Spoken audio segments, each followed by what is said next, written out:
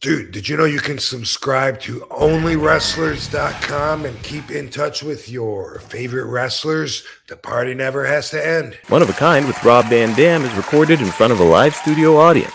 This week's episode of One of a Kind with RVD is presented by Get Blitz, and you can get 15% off your order when you head to get-blitz.com and use promo code RVD. Get 15% off.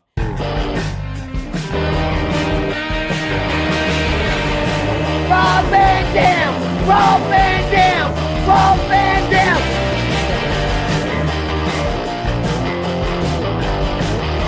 I'm Rob Van Dam. The whole show.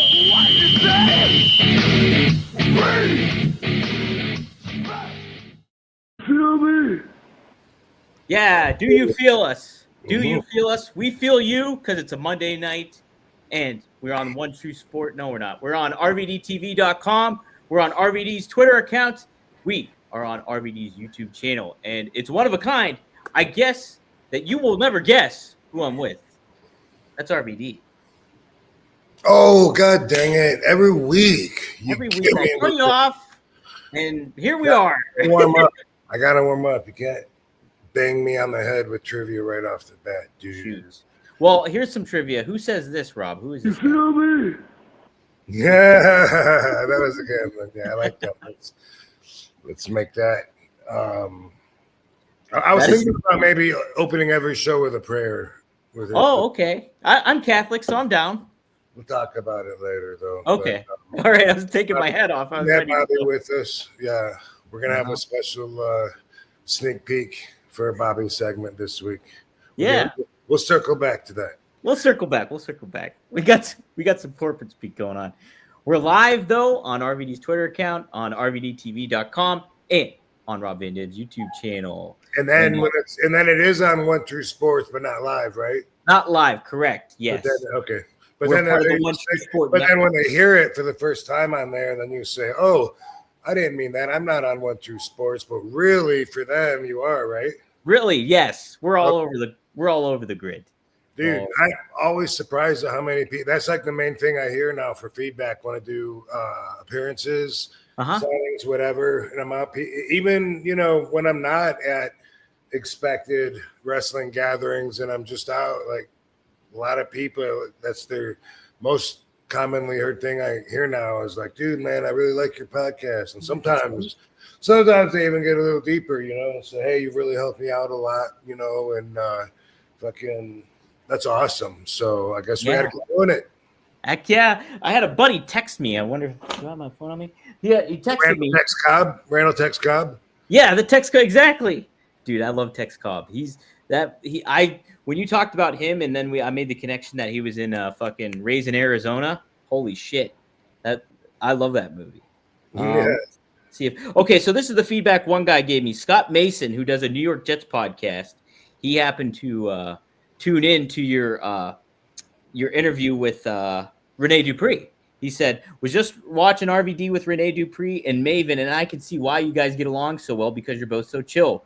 Rene was talking about how he wants to fight Bob Holly for revenge, and RVD said he didn't realize Rene was carrying that around for 20 years and advised him to just let the anger go." And it's just like giving that kind of aspect of it all is like, yeah, holding on to certain things and being able to let go of it. It's a tough thing to do. Like people hold grudges like crazy. And this isn't just a grudge because, if anybody doesn't know the story, maybe I could attempt to tell it. As many times as I've seen it online being told by wrestlers, I don't think I've seen it told by RVD, but anyway, Rene Dupree had heat with Bob Holly, and it was like really big heat because, as the story goes, Rene borrowed Bob's car and went to the gym, and then Bob says that Rene got a ticket, ignored it, he thinks he wrinkled it up, threw it to the side. I'm sure it didn't happen. And then didn't bother to tell Bob about it. The traffic or parking violation came back to Bob. He was super pissed. He said and we're so busy, screaming for our time off, and he was legitimately mad that he had to spend his time on his days off. He had to go to Ohio, I guess, to court for this ticket, and he was pissed. He was 100% convinced that Rene did it intentionally, I guess, to just didn't care to tell him or what. I don't know. I don't know why he couldn't see that it was a possible oversight, or that Rene never saw the ticket. They put those on your windshield, under a windshield wiper. What kind of system is that? Anybody could come by and take it. And I think I've even done that as a kid, Right. I think I thought it was funny to take like the parking ticket off of someone's windshield. They won't know, anyway, Bob let it be known that he was he wanted to fight Rene, and he let it be known by everybody, and to Rene, and there was just like no stopping them. And they had a match. It was a tag match.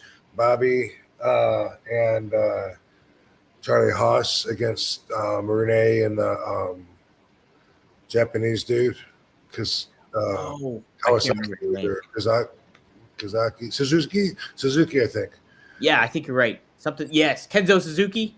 Yeah, that's right. And anyway, thing is, Renee's trying to do the professional thing. It's so complicated at that time when you're getting eaten up by a veteran, because you don't want to appear more disrespectful, but at the same time, Bob was definitely crossing the line on the work shoot equation. And every single time Rene and Bob would be in the ring together, Rene would tag right out. But as he was trying his hardest to tag out ASAP, Bob was drilling him, left, right, right in the face. Boom, boom, boom, boom, boom, boom, all the way to the corner until Rene could tag and then jump through the ropes.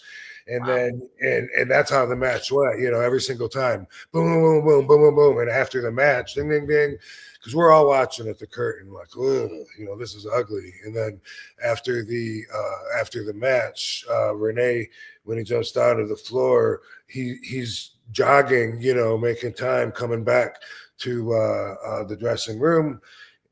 And he stopped too early because he came jogging in. And when he came in, he felt like he was safe once he made it back to the room. And then he was like, but then Bob came behind him, whack, with a chair. And wow. Yeah. And that was the last shot of the fight, and then it was okay, enough. Everyone was, and the thing, and it's always been in Renee's grill, which I didn't say that I didn't know it still bothered him.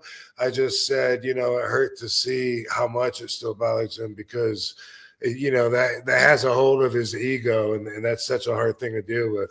We all know, it wasn't like a fight, it wasn't like a one-on-one, let's square up. It was Rene as the young guy having heat all the time, just for being young and being jacked and being comfortable in the business. Those are 3 crimes right there to the meathead mentality code of ethics in the dressing room. So anyway, he did a promo, and it was like a great shoot promo, and he wants to fight Bob at Josh Barnett. Bloodsport? Bloodsport that he does at WrestleMania. He wants it to be a fight. And I just said, hey, if you could make that happen, that would be great. That'd be awesome. I said, if not, because I heard him say that he knows it'll always be with him like his whole life. And I'm like, I don't think necessarily so, because I think you might grow to such a point that you look back at that moment and at yourself in that moment, and you see a different person, because when I look at me when I was a kid, which was, 20 years ago, I was in my 30s, still feeling like a kid. But when I look back, I see someone that wasn't me. A lot of decisions I would not make in the same way now that I have the bigger picture, the advantage of studying life for so many more years. And I just was trying to tell Rene, if you're not able to get him back, I know that it hurts and it's like explosive inside, but it's possible that, in my example, as I remember when Road Warrior Hawk, kicked me out of a bar and he actually shoved me in the back because I wasn't moving fast enough. And I remember going through my head, should I do a step behind sidekick right now? If I could get in, there's no way he's not selling that if I land it. You know what I mean? And I'm like, man, this is the moment. Should I do it? But then it's on. Or should I just walk out? Should I be passive and walk out? And I was, super young, maybe, I don't know, barely old enough to get in the bar. This was probably 95, which would make me 24. But anyway, that was my example was, I don't think anything of it now. And he said, yeah, because he's dead. And I'm like, well, damn, I guess that's not a good example. But did you think about it though when he wasn't dead though? But I mean, that night I did, I think, but I mean, later on after. Yeah, past it. That's what I was trying to say to him, but I remember that night I was like, did I do the right thing? Because I had to lose face, so to say, in front of everybody. And it wasn't until I was in a room hanging out with some of the other guys, and then when they were all saying, that it would have been dumb to do anything except for what I did, and that was the right choice and everything, I started feeling a little better about it. But for a long time, I held that, man, next time I see him, man, I don't know. And then I didn't see him until Kane and I wrestled him, and that dark match. Yeah, in a match, and then he was totally different. It didn't happen to him. He has no idea probably how much it stood out in my mind and how much it served as a pivotal moment in growth for me. And we had that match, and obviously Kane and I were over as hell, and they hadn't even been in the ring. They were looking for a job. There was a little bit of humility in a good word, as far as being humble on the table. Boom, no worries. I'm not holding on to that anymore, Yeah. When it comes to Rene, the thing is he was so young at the time. He was 19, and plus his dad was in the business, so he had some knowledge beforehand of how to kind of maybe position yourself or protect yourself. But at the same time, he's still a kid, and the fact is I don't know, Holly had a reputation of that, being kind of laying it in, or getting a little over aggressive, and it just seems like an unfortunate thing. Rene was a guest on here before, if you guys haven't heard it yet, but he was awesome, and I think I don't want you to speak for him by any sorts of the mean, but do you think he's holding part of it because it stifled his push a little bit, or got him kind of look at Love? Love you, baby. You mean Rene or Bob? Yeah, Rene. Do you think he's holding a little bit onto it because it maybe thwarted his career trajectory a little bit, or is it? I really don't think it has any. I really don't think it has anything to do with that. It's an ego thing, Mm-hmm. Egos are not really prospectively a good thing. It's always something I'm trying to overcome. If I make a decision and I realize, wait, I'm making that decision only based on my ego, then I'll reconsider it and usually change my mind about something. That could be anything. It could be someone at the gas station wanting to arm wrestle. Yeah. And it's this guy thinks he can beat me. I'm a good arm wrestler, and then it's what do I got to win, and then what do I got to lose? And we talked about that lots of times on here when that's a gamble that, is so not worth it anymore. But if I did do that, then it would be an ego. And if somebody says, would you want to fight that guy? And that's what, if it's not for ego and it's for competition, then it's cool. If it's for ego, then it's usually a self-serving, unnecessary like repairment for a break in your confidence. Mm-hmm. Yeah. That's the way I can think of, and it's like, and you notice like when two people are going to fight and they're screaming at each other, each one of them, their ego tells them not only that they're Superman, but also they're so offended that the other person doesn't realize that they're Superman, Mm-hmm. Yeah. and it happens like almost every time, it's like, what? No, you're not going to talk to me like that. Mm-hmm. I just did, motherfucker. What are you going to do? What am I? No, trust me, bro. Trust me, I'm not the right one, bro. You're fucking with the wrong one. You don't know who I, dude. I don't give a fuck who you are. Who the fuck? Yeah. What am I, a piece of shit, dude? I'll kick your fucking ass. I don't care what. No, bro, trust me. If you knew who I was, all of a sudden, it's like, whoa. How can I get this person to fix the crack he just put in my self-confidence? Like I have, if you really look behind it, that's what it is, because your ego wants your indestructibility to be true, a true thing, and so it'll tell you that. And if someone else disagrees with it, there's a challenge. Now there's something you got to fix. You got to. So you might hate that guy. Have a few friends like that. And like a guy wants to. I don't want to get into him, but he's giving me these big messages about how he dreams of torturing this guy and cutting his legs off and all this stuff. Yes, he probably should be reported, and he is an explosion waiting to happen that I don't want to be around. But it was over like nothing too. It wasn't like he raped his mom, killed anybody. It was just over his ego. Yeah. His ego was bruised one time, and so he's like, "Oh, I have these things, man. I'm gonna do it. I'm gonna do it." Why is that so important to him? Because his ego is unhealthy, only because it's challenged. Right. That's it. And I heard too, like from my therapist, she mentioned that one of the most powerful emotions that you have, that a person has, and probably the most powerful feeling that you get, is shame. So if like you get shamed or feel any kind of disrespect or anything like that, you can really kind of carry a lot of that stuff with you. Yeah. I mean, and in certain cultures, it's a crime. That's why in certain cultures, it's okay for fathers to kill their daughter if they brought shame upon the family by getting raped. Crazy values, but sometimes it's like multicultural where they look at it like that.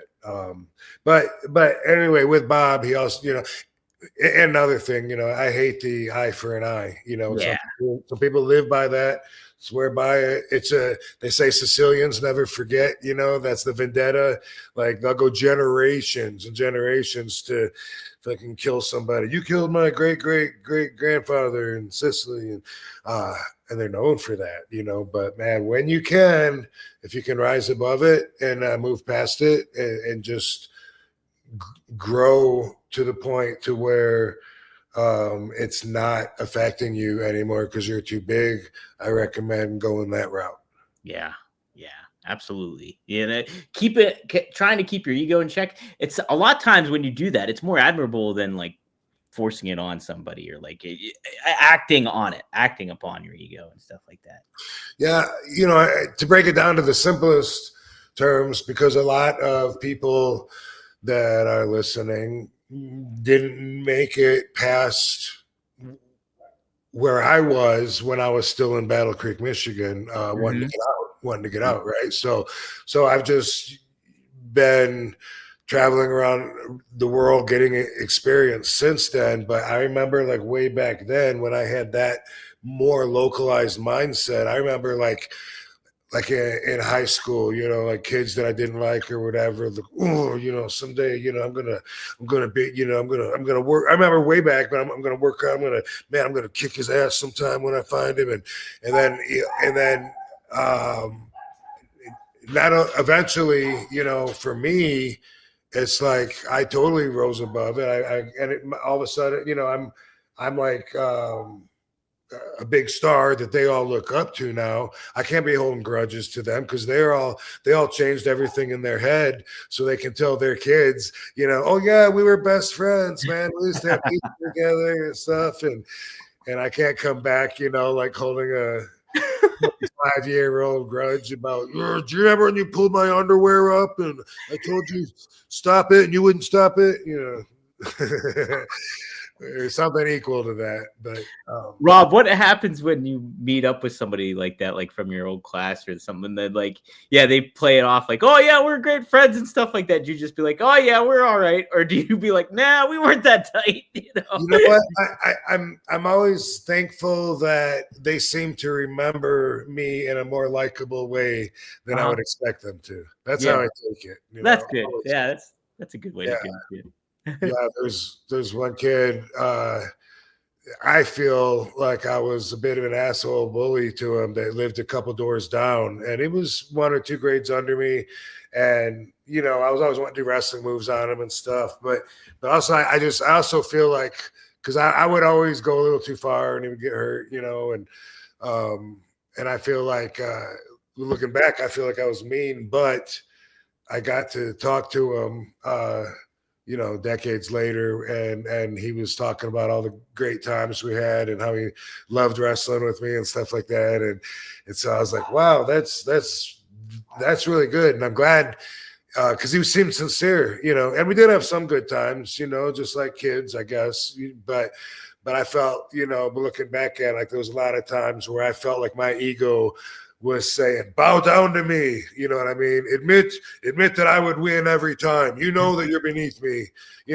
Like those things that when I identify them, it's almost toxic to know that I have that inside of me, but everybody does. Oh, everybody does. Yeah. And people usually don't care to break it down and get rid of it, but I do. So it's really a weird thing to deal with. And I'm glad that Tony said that to me and relieved that weight because he ended up dying very young. Oh, really? Yeah. Was that the guy you wrestled with? The guy was a couple doors down, man. I just remember like squeezing his head, really hard with a headlock one time, trying to get him to say something, say uncle or whatever. And I heard his nose pop, and they started crying. I was like, oop. And I remember things like that, but he remembered the more fun times, which is cool because I always say that when I look back, I don't like me as much as other people liked me just because I look at all my worst points, the perspective of my mind compared to where it is now, and my placement in the universe and society. When I think about it, when I was still a child, which was until my mid-40s, that that I'm always thankful. I'm always thankful when I read people in a positive way. Yeah, heck yeah. It's tough though too, Rob, because even now I look at myself and I'm very, very critical, like what I can improve on and what like I see better in other people than I do myself. And I'm just like, yeah, there's a lot I can still work on and to try to be better at and be more cognizant of. And it's always an ongoing process. So yeah, if you're listening and you think, man, you know what? RVD inspires me because he comes across as genuine. I would like to be like that. If you happen to be in that position, then here's one little piece of advice. It's a step you can take towards being genuine, because obviously genuine has to do with being real. Not just other people, but real to yourself. And not always. I lie to myself all the time and have for years. I always tell myself when I go to bed, I'm going to wake up like at 3 or 4 in the morning and work out. And then at 3 or 4 in the morning, I'm like, the next time I got to get up and pee. And then pretty soon it's like, well, it's the next morning now. But I do that though. I do stupid things. I leave lights on when I go to bed because I think that's going to make me get up more. I won't take my nighttime meds or vitamins because I think that's going to make me get up more. But I've always done that. Like there's things like that, and Katie and I were talking about it. She's right. I just lie to myself. I keep my contacts in and sleep in them until 6:30 in the morning. I finally say, you know what? I'm not going to work out on Wednesday. I'll just get up in 3 hours and call it Thursday. But anyway, that's not what I want to talk about. But it's when I say being real with yourself, it's more your feelings, how you feel, how your spiritual vibration is affected by certain people or things. That's real, that's genuine. And a lot of times it's not consistent with how people say that they feel about certain things or genuineness. And also, if if whether you like somebody or not is based on how they feel about you, how genuine is that? You know, and I'm going to try and say it a different way. Let's say you ask me about somebody really random, Ronda Rousey, right? And let's say I say, oh man, you know what? She did a lot for the female fighting, and she's badass. You know, like she was unbeatable for a long time. You know, I really respect her a lot, and she's awesome. Yeah, I'm a fan. And then you say, well, what if I told you she did an interview and she says that she thinks you're an asshole? If that changes what I just said, then I'm not very genuine, am I? Does that change? Does that change? Well, she said I'm an asshole. Well, fuck her then. I was just trying to be nice about her and say some good shit about her. Man, fuck that. That's not genuine. But I feel like that's most people. And it's not that most people are genuine, but they don't think about it because it's easier to just be a basic thinker. But her thinking I'm an asshole, what does that have to do with what I just said about her, what she's done for the women, and what a great fighter she is, this and that? It shouldn't change anything about what I said, but a lot of people aren't, they're not as aware of what their self-emotions are genuine, what are real, and what aren't, just because society teaches you to respond in such a stupid way with stupid values that you're really above. So, you know, if you hang out with people, like say your parents train you to do an eye for an eye, you know, that's how they train you, is that, hey, you know, don't let anybody ever get over on you. Don't tell, if they start disrespecting you, you get in their face. If you have to, you make sure you poke them in the eye, you know, make sure they don't ever disrespect you again. I mean, if you grow up like that, then those are going to be the values that you accept until you reprogram yourself and say, that's stupid. What am I going to do? Go to jail? I poked somebody in the eye because they said they didn't like my shoes or whatever.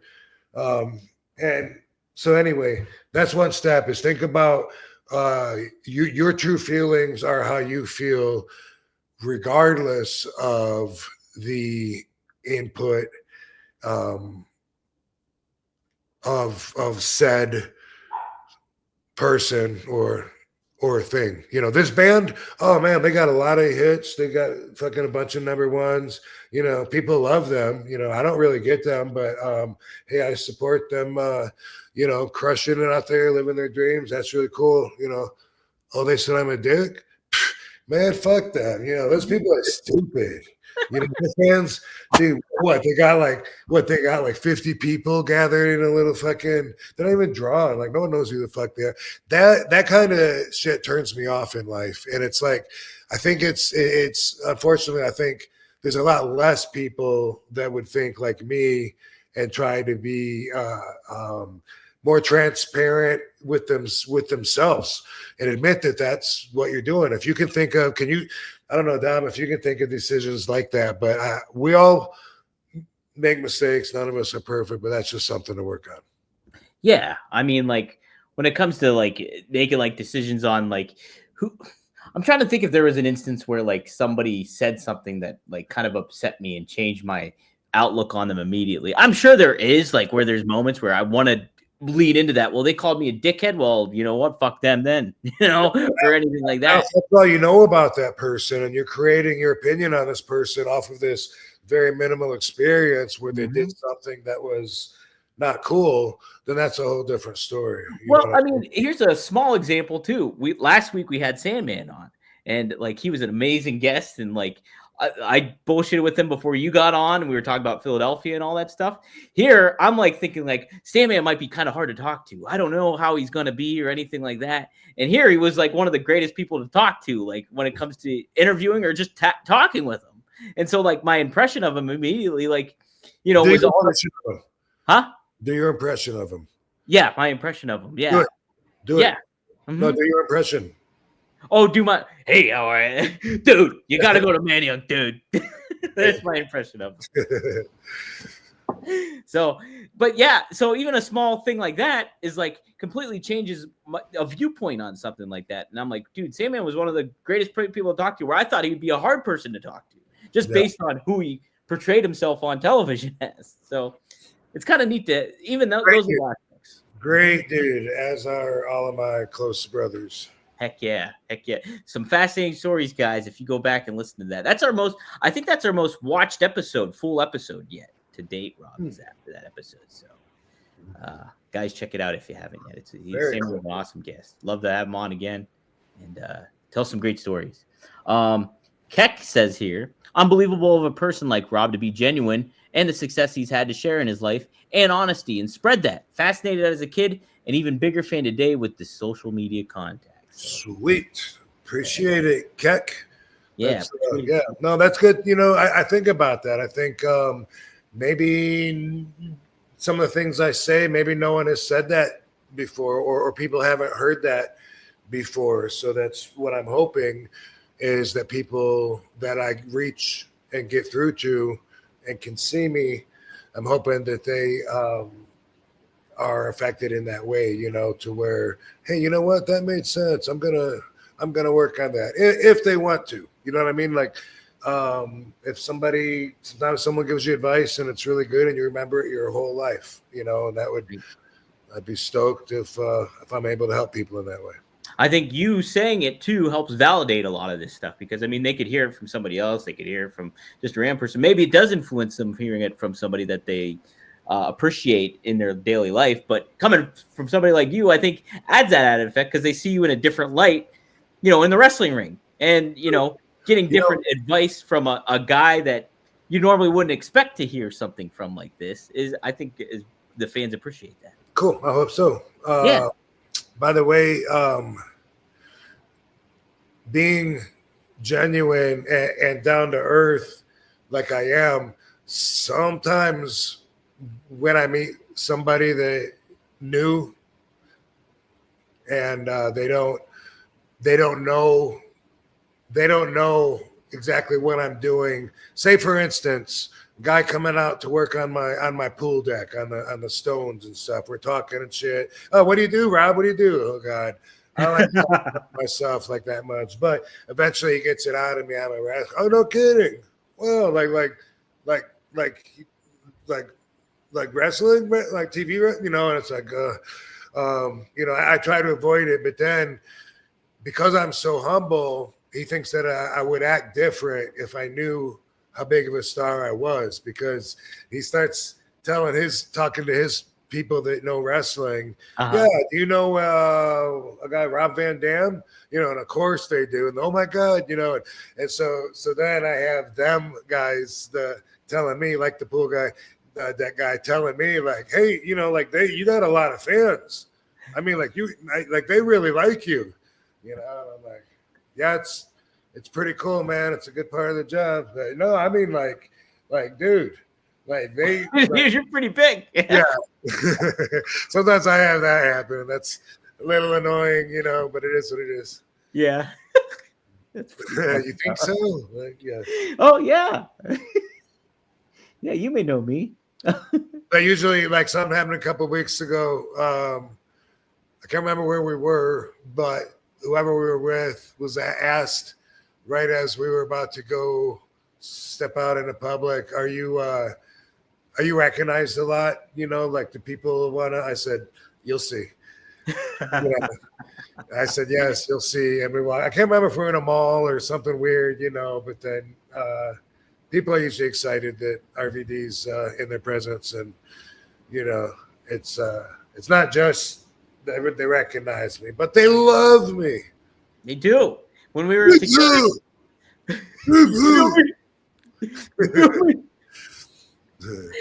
When we were together for Vegas at the Cauliflower Alley Club and we were walking down Fremont Street, it was kind of neat because there would be people going, dude, it's RVD. And you're like, yeah, can I? They're like, can I get a picture real quick? And you're like, yeah, sure. And it's just kind of neat to see that. I expected it, obviously, but it's still neat to see. Well, it's cool to live it. I get a lot of love everywhere I go. Yeah. Yeah. I mean, I would imagine even other wrestlers that are on TV and recognized a lot probably don't have as many people tell them, dude, you were my favorite, man, I swear, Yeah. And that's not just my ego talking, it's from feedback. I mean, maybe they do. Maybe fans tell every wrestler that they were their favorite, but standing out like I do, it means a little more to me. Heck yeah, it does. That's pretty nice. Did you get anxiety like when you were younger and stuff like that, and fans would just be like kind of enamored or fascinated by you, or would that give you kind of like, oh man, dealing with all these fans is like, I'm sure it's rewarding, but was that initially like anxiety inducing, like, oh, I got to interact with fans and do all this stuff, or was that something that was kind of organic for you? I can't remember a time when I was anxious about it, except, overwhelmed and uncontrolled crowds. That's happened. But no, I mean, I think it was gradual, like my first year that I'm wrestling, I'm signing 2 to 4 autographs at some of the first shows, wow, man, those kids wanted my autograph, and this was, only my 3rd show. That's so awesome. And they didn't want the other guys, Yeah. They came up to me when we all walked out. That's fucking awesome. So yeah, it was something to grow and grow the fan base, and start selling your autographs when you get to that stage. And so I think it was gradual enough to where, except for overwhelming conditions where there's not enough security or structure, organization, and there's too many people, which has happened a few times, then otherwise it's all been good. That's cool. Yeah, I think like kind of like dipping your toes in where a couple fans first approach you and they're like, hey, we're big fans and all that stuff. And then it kind of develops over time. You get like kind of more accustomed to it a little bit too, I bet. Pretty neat. All right, we did have a super chat. Jem the Dawn, who happened to be at the Only Wrestlers inaugural show there. He said, sup, Rob? I love my weekly RVD pod. You'll see you at WrestleCon, too. Sweet. Yep. Yeah. Got to meet the good Jem at Only Wrestlers Association in Hollywood just a few days ago. Yeah. How was that, Rob? How was the whole event for you? It was good, man. The people are really appreciative of it. They want to support it. It was a sellout, and the only thing that sticks out that wasn't really great was that Brian Cage got hurt to some extent, which I don't know what extent right now, and I don't want to open my mouth before he wants to tell everybody, but I don't know. But him and Chris Masters had a match that ended the show with Brian Cage down, his leg hurting. And before the show tonight, I was messaging him, and he was actually at the doctor, so I'll find out afterwards. But that stands out, like, man, what a bummer, because what a great night it was. It was cool. Violent J had this big set for his fun house, and for his interview segment. And then man, the matches were good, the people were awesome, and like I said, they're appreciative of it too. We need to learn how to engage the platform more, I think, so that it's interactive during the live shows. I think that's what would make it different than the other show, wrestling, which was the goal originally, was, what would I do that would be different? So hopefully we'll do that, but this is definitely the kickoff, so we could all learn about each other and about, how we can go. And it was just move forward. And it was very positive. Great show, everybody. Everybody worked their asses off. Let's see who Morton's kid and Terry Morton. Morton. Yeah, I'm trying to think of who else was on the show. Tessa. I know Tessa was on there. Chris Masters, obviously. Match. She was awesome. Mm-hmm. Chris Masters was awesome. He was the one standing when Cage was down at the end. But yeah, it was a really cool thing, and everybody seemed to enjoy it, and it was cool being in Hollywood. And our next show will be in Chicago. It looks like May for all the wrestlers. So we'll be getting info to start talking about that in the very near future. We might have to make some plans for the Windy City coming up then. Yeah. And I met Seth, who does our music. Yeah, that's right. And Jem the Don. And I don't know some of the other ones, it was streaming too. I saw Ashley B or Ash B, who's always in my messages, said that it was a great show, and I don't know if she was there or if she watched it on streaming, but I have yet to get all of that info, but it was really cool. And since I used to live in LA, it was kind of cool being back there, except for dealing with traffic. But when we were in our little hub, around Hollywood and Highland, it was cool revisiting that area. Did I see Fonzie ref the match too? Yeah, 2 matches. Oh, that's awesome. That's so cool. That was cool. It's you always see him as the manager now, obviously. But I asked him. I said, "How long's it been since you reffed?" And he says every once in a while he gets booked to do that. So I didn't realize that. But so he's our head senior referee. I love it. That's awesome. Yeah, that's fucking cool. Hell yeah. Well, I'm going to record with Fonzie tomorrow. No, Wednesday. We're going to Cool. But that's awesome. Hell yeah. Ask him about OWA. I definitely will do that. Heck yeah. We'll be talking about that for sure. I got to mark out and tell everyone all the Hollywood history as we just walked around a few blocks, and that was enjoyable for me because that's what I used to do. That was your vibe right back then. Yeah. Speaking of marking out, I watched the highlights, but there was the clip running around it, and I never knew this happened. I did not know this occurred, that you fought Paul Orndorff in WCW. Yeah, man. I was, let's see, this would have been 92 or beginning of 93, probably 93. This was January, February, March. Okay. Now that I've had some time to think about it and clear my MU receptors off. Good. Oh, thank God. Yeah, they were getting dirty. This would have been April, May, sometime March, April, May of 93. I wrestled Paul Orndorff, and I was excited about it. What stands out in my match, in my mind, of course, was my imperfection, because I remember before the match him saying, when I pick you up for a pile driver, when I pick you up, make sure your legs are straight up. Mm-hmm. Straight up. He said a lot of people let their legs hang or whatever, and it fucks it up. It's ugly. Straight up. I said, okay, cool, I got you.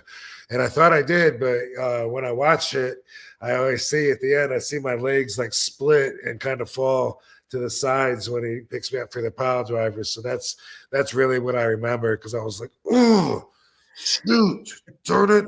I wish I could have that over to do over again. It might have been my first pile driver. Who knows? Wow, and you're known for the pile driver. Yeah, right. My cell has come a long way. That's it.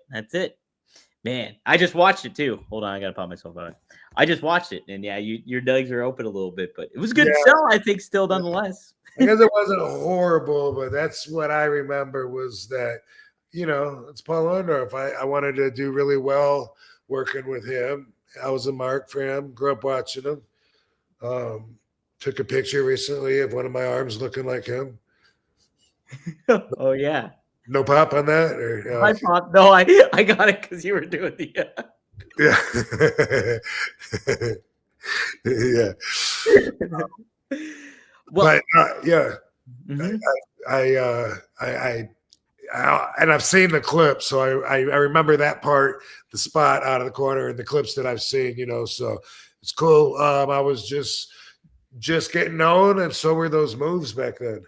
That was the neat thing about it. I was like, how wild is this that, I see Paul Orndorff like rushing the turnbuckle and there's RVD like leaping over him and doing like your patented moveset kind of thing. And I was like, this is like shades of what we're going to see from RVD later on. I just thought that was such a neat kind of visual. Yeah. Wrestling worlds colliding. We've never seen anything like it. Nothing like it. Nothing like it. And I was barefoot and I had my singlet or unitard with no airbrushing whatsoever. Nothing. So it was a pre-RVD.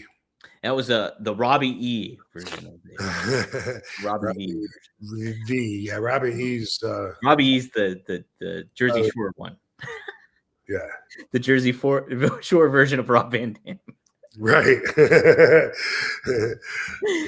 Hey, before I forget, did you find out what your rating is on the new WWE game? I've been meaning to talk to you about this. No. You didn't? No. How would I know that? I don't know. I don't know if a fan messaged you or anything to that effect. Well, we were talking about that.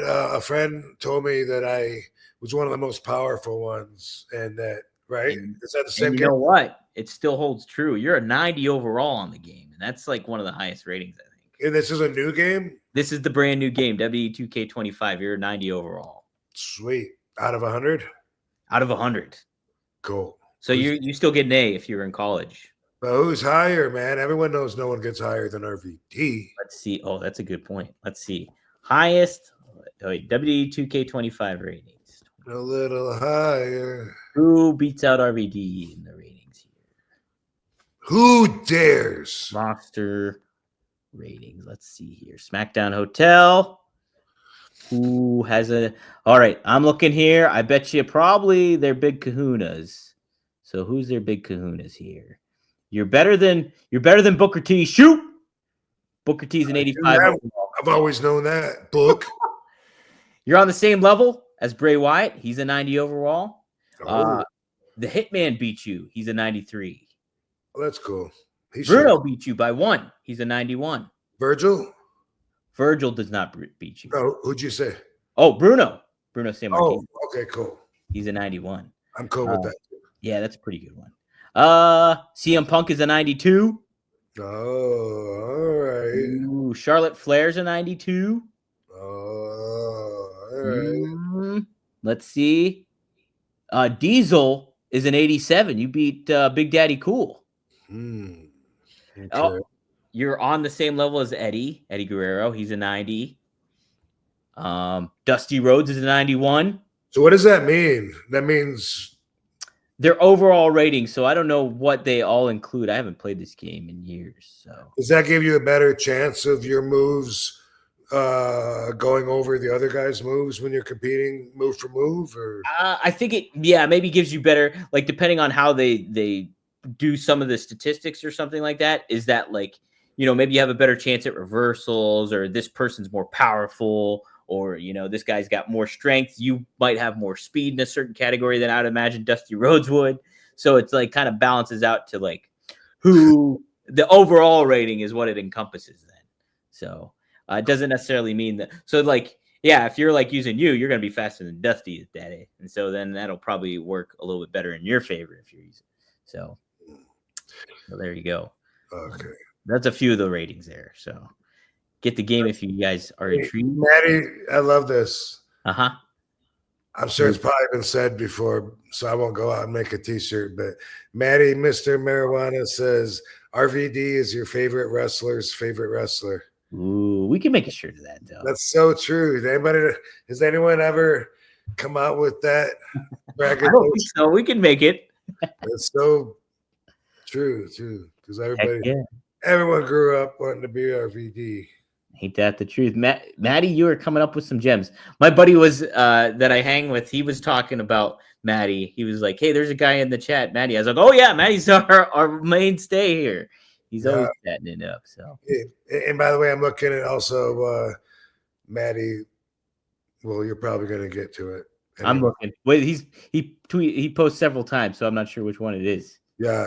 Well, this one says the support Maven and RVD gave Rene 420 brothers. Yeah, there you go. Boom. One thing that I found funny about the whole situation with Maven and myself, the conversation, some of the fans, like, they come across like being so ridiculously ignorant, you know. Like there's a few comments I've read on there on the YouTube. I don't remember whose page, but they're like, wow, Rob's really sensitive to be so hurt over this. And everyone always thinks that I'm way more upset than I am, but you've been wrestling 35 years. You remember a lot of the wrestlers, not a lot, but you remember some of the guys actually smelling horribly. And somebody does an interview and they say the worst smelling guy they can remember is you. Now, does it take a sensitive guy to want to point that out when he has a platform looking for topics to discuss? I mean, it's right there. And it's like, well, he probably thinks about the marijuana that he's saying that, because I think that's probably what I smell like. And I never heard anybody else say that I got body odor. But then he goes on to say in the same breath that I didn't use deodorant. And so, like, it's definitely worth talking about. So the fans that don't get that, they think if it was them, like if the kids at school said that you were the worst smelling kid, and you were, and it just went right over your head, and you didn't even remember that they said it afterwards, then you might want to give yourself a smell down. You want to give yourself a check. Maybe you should care if you really don't care that much. But the whole thing was ridiculous. Yeah, as I said on Renee's show, you know, he said, "Do you accept my apology?" I said, "Come on, of course." It was just ridiculous. It was just fodder for conversation, but also it was funny, and it was remarkable as far as like, hey, this happened this week. I was named as smelliest wrestler that Maven could ever remember. So yeah, you're not making me like rethink what I'm doing when you leave stupid comments like that. You know, like, man, maybe I guess I'm too sensitive or salty. I don't even know what that means, but I saw salty is one adjective. Is that a good thing or a bad thing? I don't know. Salty, it can usually have a negative connotation, I think. Sounded like it. What time? That's like a different term for like butthurt, when you're butthurt or something. Okay, yeah. In Japan, one time we had to ask, because it didn't make sense to me. I'd never heard the expression before, but there was something written in Japan, and we asked the Japanese girl, you know, what does this mean? And it said that RVD and Sabu were like salt and watermelon. And I didn't know how to take that. I was like, that's a good thing. Yeah, that's what I found out. But I wasn't so sure. I don't want salt on my watermelon. Yeah, no, people like salt on their watermelon. They can also put chili powder on it. Have you heard of that? No. Oh yeah, not on watermelon, but on some fruit. They do that at the beach. They sell it like mango. Do they do it on mango too? I think it's mango. Yeah. I think you're right. Yeah. I worked at Whole Foods. So I still do, but I mean, we did the demos and stuff, and I would do chili powder on watermelon, chili powder on mango and stuff, and saute them. Okay. Yep. Mm-hmm. What's up? Fun facts. Hey, I wanted to get your thoughts on this. We talked about John Cena turning heel. And like, I don't know if we talked about his promo. No, I don't think we talked about his promo yet. But I did want to ask you about the aspect of him not changing his look or his music or anything like that. Now, he gave his reasoning in the promo, and I thought that was good. But I always felt like it feels like a bigger impact when you change your look or your music, or it gives it that, this is heel John Cena, like Hogan did when he turned heel. Yeah. But I know it's not the same thing, but I kind of wanted your outlook on that and what you think about something like that. I think it would be good, you know, if he doesn't want to change his look, then that's cool. I never changed my look throughout my whole career, but I can also see where if all of a sudden he had like jet black hair or something, that would really drive the point home in a more obvious way, and also make it seem like he's gone through some changes in his mind, because I assume when people do shit like that they're going through some changes in their head when they're like, I'm gonna make my hair purple or whatever it is they do. So yeah, I mean, I could see goth John Cena is a heel. Emo Cena. Yeah. Yeah, why not? Why not? Well, the thing is, so the way he made the case for himself in that promo was that he's like, that is my voice, that is my music. And he's like, he also said that, and I'm not changing the way I look because this is what I established as me. And he's like, and everybody is wearing that stuff because of me. And so that's the reasoning he gave. And it made sense, but I was like, oh man, I'd just like to see, like, this is heel John Cena right here. And I remember that's more consistent with wrestling and the entertainment aspects of it. And I agree that would be cool, but I'm sure he's gonna get heel John Cena over nonetheless. Oh yeah, for sure. And plus, I mean, he's doing the farewell tour, so anywhere those shirts go, they're gonna sell because they make them specially for the event that he's at. So it's another marketing reason too. I'd imagine it helps us out too. Additionally, if you want to help out the show, you can go to 1tsport.com. We got exclusive RVD merchandise, including the new TV title championship shirt and merch. We got mugs. We got a tumbler. We got a lot of good stuff on there for that you can do and check out. So be sure to go to 1tsport.com. And like Rob said, Only Wrestlers. You can sign up now. Sign up now at onlywrestlers.com, and you can get in. Subscribe for free. You can subscribe to Rob's channel for free, Katie Forbes' channel for free, and the Only Wrestlers account for free. But if you happen to subscribe to one of the people's shows that is going to be on the next show, you will get that show streaming on your thing. And all you have to do is pay $6.95 for a subscription typically, and you get the show. So you can be on the forefront and catch that live. I'm sure there will be an on-demand version of the eventual inaugural show that Rob just did. So we'll have to get further details on that. I'll be happy to help try to facilitate something like that. But yes, so you can check it out, onlywrestlers.com. So yeah, be sure to do that. Here, I'm texting Rob right now. You froze up and are gone. I am plugging the show. And yeah, guys, if you have questions, let me know, and we can get to cooking on that too. All right. So let's see what people are saying here in the chat.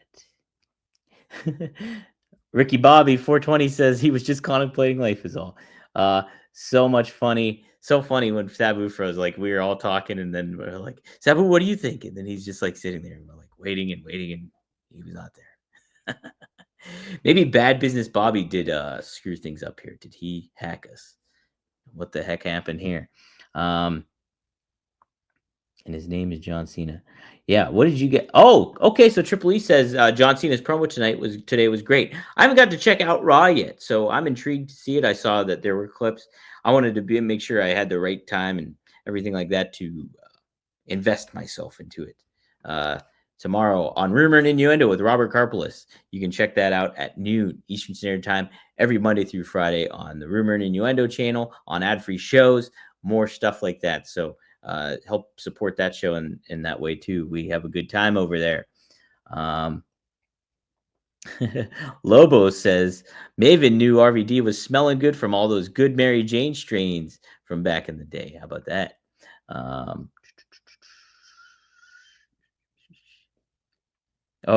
So Ricky Bobby went the other way and criticized Maven quite a lot in the comments. Well, so I know Maven was well-meaning and stuff like that, so I didn't fault Maven for anything. And I thought his apology was really nice, and he seems like a really, really good dude. Really good dude. Just Keep Living says, when people ask me about my favorite all-time wrestlers, RVD makes the list and has for over 20 years. Rob is has been one of my favorite wrestlers forever. Like, no joke. I was a novice in pro wrestling, like just a bright-eyed, bushy-tailed WCW fan. But when ECW hit my radar, it almost felt like watching MTV in my house, whereas like you got to kind of be careful when you do. And so there was the intrigue of tuning into ECW and being like, oh man, this feels like I shouldn't be doing this. And then seeing RVD and somebody like that, it's like, dude, this guy's fucking cool. And like just kind of, enhanced the product and was just perfect for the ECW brand, obviously. And so it's just like to see him in that light. He was always a top wrestler of mine, and it's pretty cool to do the show with him. So let's see what else there is. Yeah, I have dirt sheet episodes in my head that I want to do. I just haven't gotten around to doing them yet. So my plan is to maybe do clean up the dirt sheets of a show I do on OneTrueSportNetwork.com or OneTrueSportTV.com, and where I talk about the dirt sheets and some of the behind the stuff info, kind of peels back the curtain, kind of speaks truth to power in certain ways. Yeah, it's something that I want to continue to do. And I have a couple episodes in my head that I want to get out there, just a matter of time of doing it. So we'll have to see how that goes. Rob texted me back. He's probably trying to get back on right now. I wonder what happened. Sometimes he's get those, I can't remember what he said, light flares or solar flares. I think that screw up his connection. So maybe that might have been it. We'll keep reading some comments here. Jim the Don says, I remember being 6 years old, staying up late and sneaking in to watch MSG Network on the black box and watch RVD on ECW. Oh yeah, how about that? MSG Network. Dang. Yeah. So I was a late bloomer when it came to ECW. I started tuning in probably like not 2000-ish, if that sounds right. Whenever I got to TNN is when I really started watching it. And really cool. I mean, I was a huge mark for Little Guido. Little Guido and RVD were my top two. And that's not a joke either. And Tommy Dreamer was up there too, but Little Guido and RVD were my top two guys. And then speaking of tops, Duccaneer XI says, my top three ever since I was a kid is RVD, Eddie, and Ray. Pretty cool. They all got to tag with each other quite a bit on SmackDown. Duccaneer, I don't know if you saw this. This clip was floating around too, where Eddie and RVD fought the Dudleys, or they were at least in the ring with the Dudleys. They got them down, and they both did double frog splashes. I never saw that before, and I thought that was really cool. Kurt Angle was sitting at ringside, and Kurt's great too. So good comments there. What's up, Warlord? 187, good to see ya. 2:30 a.m. in the UK. Maddie's loving life right now because he is in Australia, and it is 10:34 a.m. there, from what I know, from what Maddie told me. Let's see here. Any other fun comments we got? I'm going to scroll about through. Duccaneer says, New Jack officially being in WWE game still sounds like an alternative universe, but it's so cool he finally made it. Yeah, somebody will have to let me know how he is to play as on the game. When the money becomes feasible, I will be sure to purchase the game and check it out myself. It's been a couple of years. I bought 2K23, but I never really played it. So I didn't get a very overall experience. I miss the No Mercy style games and stuff like that, or SmackDown, Here Comes the Pain. Those are my two favorites. Well, my two favorites is WCW NWO Revenge and probably SmackDown Here Comes the Pain. Fun fact, my go-to wrestler on SmackDown Here Comes the Pain was RVD. Keck says 90 overall, accurate. Instead of being overly jacked, Rob's high-flying styles totally made up. Yeah, absolutely. That's what made him so fun to play on SmackDown Here Comes the Pain, too. The only thing is it was easy to reverse the 5-star frog splash, I believe, because it was a top rope move. And so you could easily kind of reverse that, like just move out of the way. If you use like your finisher button or whatever, you can reverse the move. So it was tough to do that kind of thing. Boy, what problems. Yes, I agree. There needs to be a No Mercy follow-up, even if they just streamline. Well, coming up, there's that Ultra Pro Wrestling game, which, funny enough, Sabu's on. My other co-hosts, Greg Gagne, Magnum TA, are both going to be on it. And plenty more. Sandman, recent guest, will be on that. Fonzie will be on that. So, yes, Ultra Pro Wrestling. Take a look at that. Maddie loves 2K25.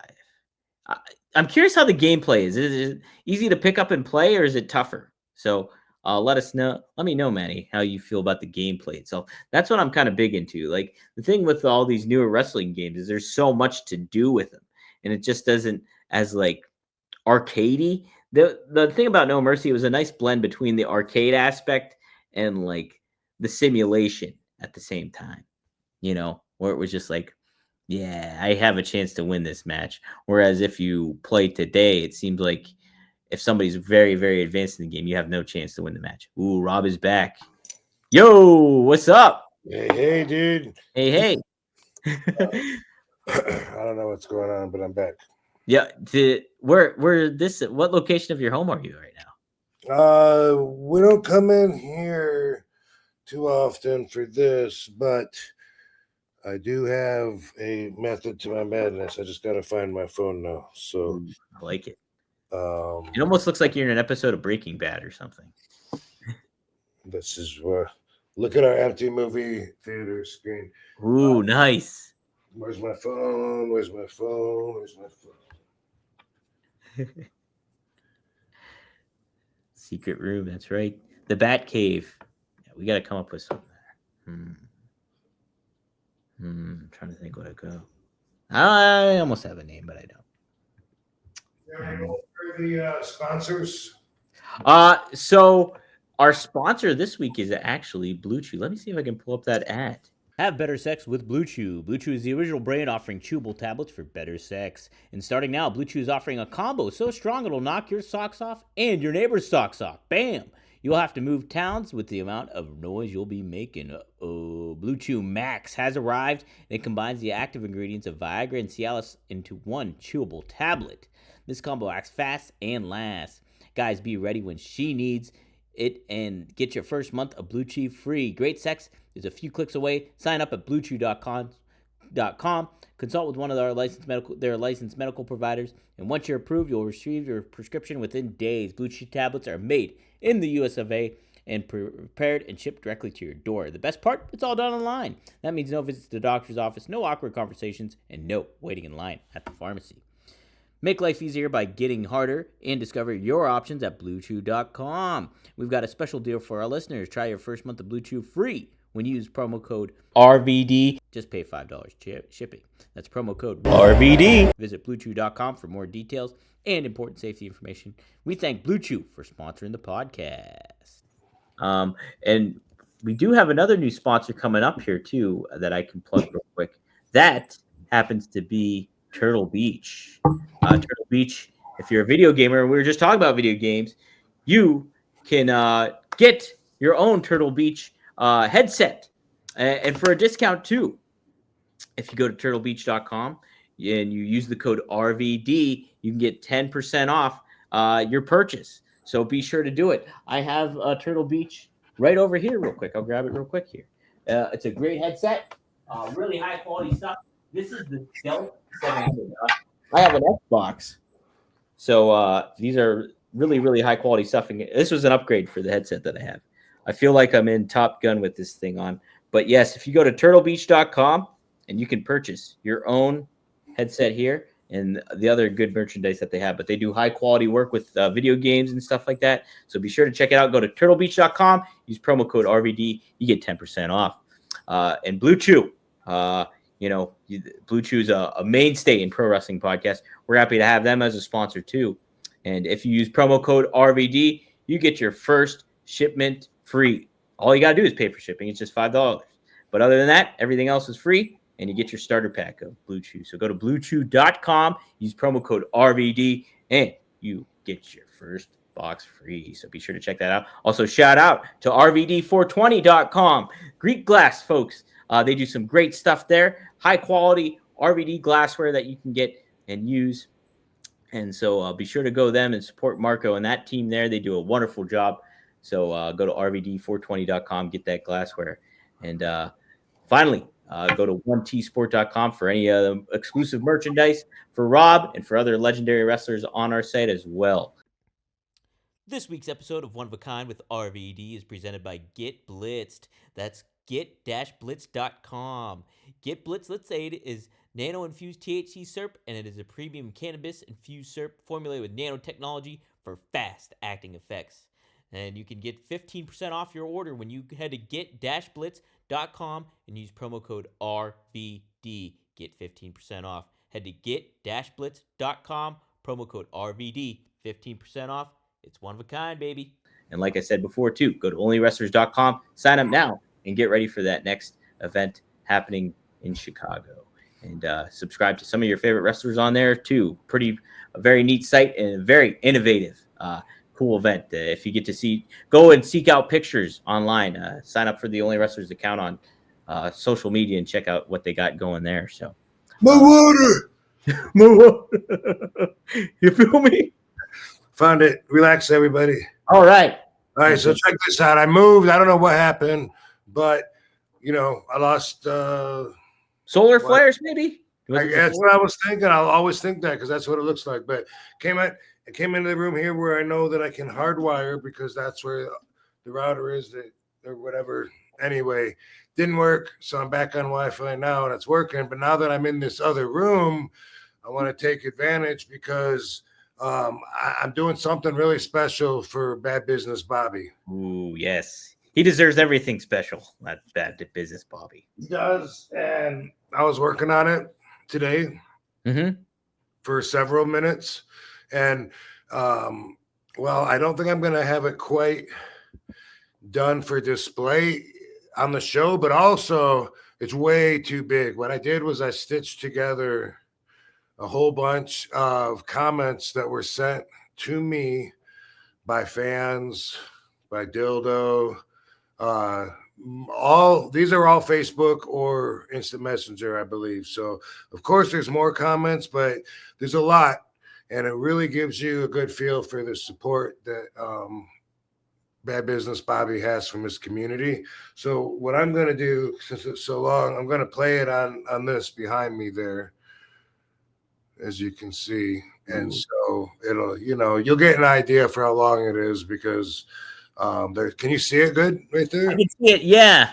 I can't read it too well, but I'm blocking it, but really right now it's just meant to be background fodder. I am going to post it on my YouTube page probably tomorrow. Let's see, what else I can add to it. If you want to get in on it, make sure you send me your messages tonight because I want to put a wrap on it and put this project behind me. And Bobby's been waiting long enough for it, but all Instant Messenger or Facebook, and I'll put it up on my YouTube page, and you'll be able to spend as much time as you want. It's quite enjoyable, and you really get to know the lovable characters. Well, Rob, this is only. Am I so white? Am I white and bleached out like I look like? It's kind of like brightening it out, washing it out a little bit, but nothing too crazy. Can't see shit. Oh, yeah, focus on me instead of that. All right. Well, whatever. You only do so much. It's not terrible. Though. What about Jon Moxley? Oh, with the thing in the back? Yeah. Oh my God. Yeah. What did you think of that, Rob? The broom of nails. I thought, it's not my thing, not my kind of thing. That's not wrestling to me. But obviously it's sacrificing a lot for the business. I mean, that could be said about it. But the more AEW has been doing stuff like that, the more personally I feel like I would rather be associated with WWE than AEW.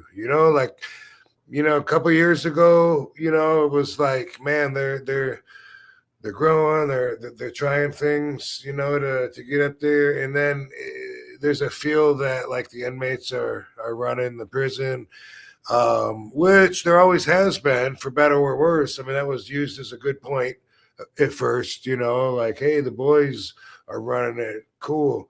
But for me, this serves as an example of why that might not be a good idea. But it is a style of wrestling. I mean, I put that with the light bulb matches, the death matches where people two people grab each other and jump off the back of a semi truck and land on a pile of light bulbs. That's not my kind of wrestling, and it's something that I personally look at as being lower than the standard, substandard, because it's going to draw only a certain niche crowd that's into that kind of stuff. So what Jon Moxley did with having the spikes stuck in his back, which could have paralyzed him, like it seems like so easily. That is the kind of stuff, like when they put something through Swerve's cheek, A needle. They put a needle through that. Yeah, even the staples and all of that stuff just personally is a turnoff for me.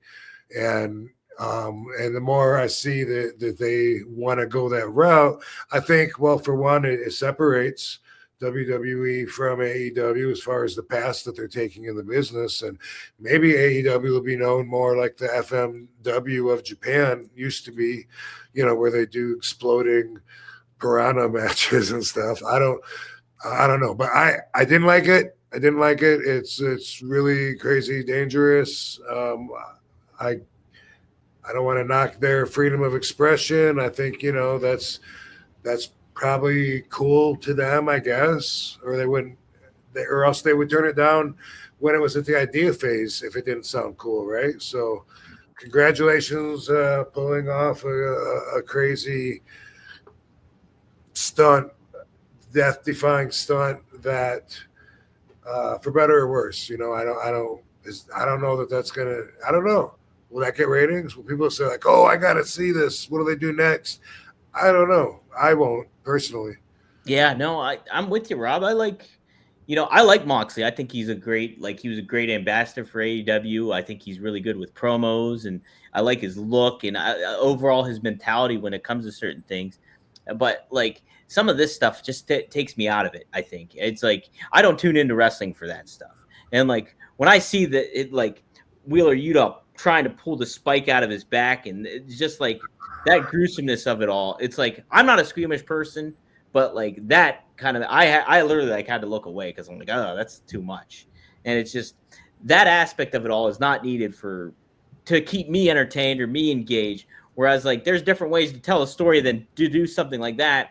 And ultimately, I think it's just on a weekly basis. Are people really? Is that really going to get somebody to tune in? I got to tune in next week and see what happens. Maybe it gets a certain amount of people, but I think there's also like a ceiling to that, where it's just like you're not widening an audience, you're not spreading a wider net by doing stuff like that. I think, and not today. I think so. Just like when I was in ECW, I just wanted to get the exposure so that we would have enough people watch it so I wouldn't have to leave ECW and go to one of the other companies. But now I realize it was always going to be a niche crowd that was going to, and I was part of that niche crowd. And all of us that were in ECW feel like that was the superior form of entertainment. But I know now that mainstream would disagree. And so we would never be able to, I shouldn't say we wouldn't be able to be taken seriously, but we definitely couldn't get up to compete with one of the top big dogs that were doing it mainstream style. That never would have happened if we were given, everything lined up perfect for us to work out. It still would have been just a certain niche part of the majority of people that were like-minded like us. They'll be like, "Oh, that was so cool." And it wouldn't. The most people, need things simplified, explained out, more cartoonish, and just more mainstream. When you're mainstream, you're reaching a lot more people. So you got to take kids into consideration. That's a big part of it. Yeah, absolutely. And like, yeah, who's going to be buying stuff is the parents for those kids and things like that. So it's just like keeping all that in consideration makes it another thing. Now with ECW too, at the same time, it's just like you consider the time period in like the late 90s. What people were kind of seeking for was like MTV, Jerry Springer, certain things like that, or edginess, and certain things. And ECW provided that, like in the aspect of, hey, here's the foundation of what is different than what you're used to seeing in WWE from like, you know, Doink the Clowns or, you know, anything to that effect, where it's just like now we're getting something else. And that was intriguing in itself. Now it's a different time period. We've seen everything and anything get done in pro wrestling. And so where does that fit in the ecoscape of the pro wrestling world, the mainstream pro wrestling world now? And I think AEW almost provided that alternative very early on, and I was really rooting for them. I still always root for them, but it's also like they're not going in the direction that it seemed initially intended to, and I think it takes away from it. I would love that if they accepted constructive criticism and just kind of took that and been like, all right, this is what we need to adjust with it. But it seems like they have this old mentality in mind where it's just things are all over the place and there's no cohesive kind of unit going on when it comes there. I don't know. Yeah, they're separating themselves. They're not trying to be WWE. That's for sure. Mm-hmm. Yeah, My absolutely. For good, for better, for worse. Yeah, I would say too. Yeah. Mm-hmm. All right. What else did I want to ask you about, Rob? There was something on my radar. Oh, yeah. So today, did we talk about this? Yeah, we talked about Earthquake and Typhoon getting inducted in the Hall of Fame. I think they got it announced. They officially got announced today, so that's pretty good to see. Cool. Yeah, Earthquake was, or the other one. Are they both John Tenta? John Tenta is Earthquake, and then Typhoon is Fred Ottman. Typhoon's Fred Ottman. Okay, so Typhoon was at the big event, so I saw him just a few days ago. We were at the big event. It was awesome, and then came home and then went to the OWA Hollywood show, which was awesome. And then and we got a lot of new people on the platform too. So keep it coming. Go to OWA, Only Wrestlers Association, and see if it's for you. Follow RVD for free. Follow Katie Forbes for free. And anyway, it was a really busy week because then after Only Wrestlers Association came back here, and then last night was the Chris Bayathon. Yeah. So it was a busy. I had 3 events in a week, and if you hear it in my voice, I'm a little bit worn down. I was around a lot of people. Some of them had bad breath. I don't know if that was a part of the bacteria that got to me, but I feel like my MU receptors have been compromised. Uh-oh. Yeah. We're gonna have to get the doctor back on the line here. Yeah. And by the way, he said we haven't heard the last from him. He's just trying to find two people that will agree to be his other 2 personalities so they can come at us in a threesome. He's gonna get different characters in there. He's gonna get like a farmer in next, because we had a lawyer, we had just some random dude, and then we had a doctor. Ooh, what is that, Rob? Levy just brought me this. Oh, how nice of her. Thanks, Levy. What about that? She loves playing fetch. That's awesome. Yeah. Coleman 22 with his $5 super chat. Just watched the Fatal 4-Way tag match at WrestleMania 20 with RVD and Booker T. Still one of my favorite matches. Thanks for an awesome childhood, RVD. Sweet. Hell yeah, man.